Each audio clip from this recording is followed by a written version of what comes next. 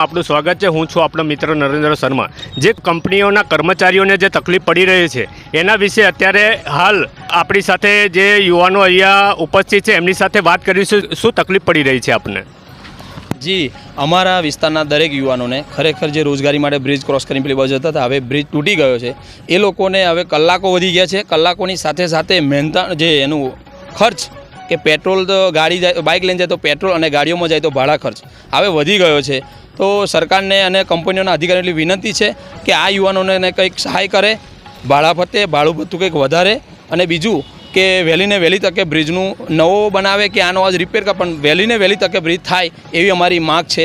કારણ કે અહીંયાથી હજારો યુવાનો રોજગારી માટે જાય છે। બ્રિજની એ બાજુથી કોઈ આવતું નથી વધારે, પણ અહીંયાથી રોજગારી લેવા માટે જાય છે। કારણ કે રોજગારીનું કોઈ અહીંયા આણંદ જિલ્લામાં ઓકલાવ અને બોરસદમાં એક પણ તમે કંપની બતાવો રોજગારી માટે કે 500 દીકરા દીકરીઓ કોઈ કંપનીમાં જતા હોય।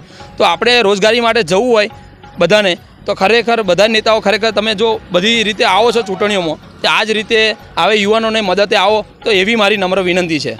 ઉમેટાથી ગોર ફરીને જે તકલીફ પડી રહી છે એના વિશે આપ શું કહેશો? ઉમેટાથી ગોર ફરીને જે તકલીફ પડે છે એના વિશે તો હું ખાસ જણાવીશ કે કલાકો વધી જાય છે અને આ દીકરાઓને દરેકને કમરના પૂરી કરો, અમારી માંગે પૂરી કરો।